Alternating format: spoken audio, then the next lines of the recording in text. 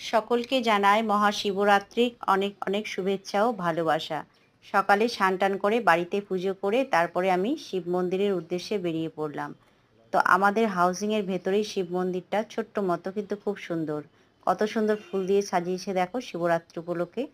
আমি প্রথমে ঘন্টা বাজিয়ে বাবার কাছে প্রবেশ করলাম। তারপরে ভেতরে ঢুকে আমি মোমবাতি, ধূপবাতি সব ধরিয়ে নিলাম। তারপরে ধরিয়ে দিয়ে বাবাকে প্রথমে ঘি, মধু ভালো করে মাখিয়ে দিচ্ছি। আর পাশেও দুটো ছোট ছোট শিব ঠাকুর আছে, তাদেরকেও দিলাম। তো ভালো করে ঘি, মধু মাখিয়ে নিয়ে তারপরে আমি বাবাকে দুধ গঙ্গা জল দিয়ে ভালো করে স্নান করিয়ে দেবো।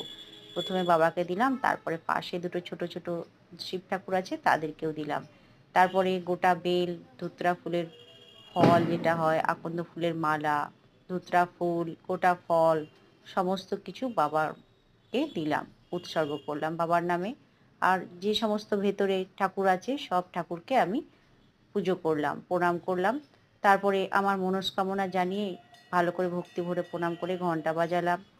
আর সকলের মঙ্গল কামনা করলাম, সকলে যেন ভালো থাকে, সুস্থ থাকে।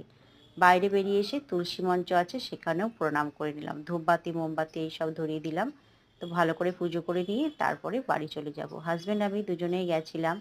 তো সকলের জন্য মনস্কামনা যেন পূর্ণ হয় এই কামনা করলাম ভগবানের কাছে। তো পুজো করে চলে এলাম। সকলে ভালো থেকো।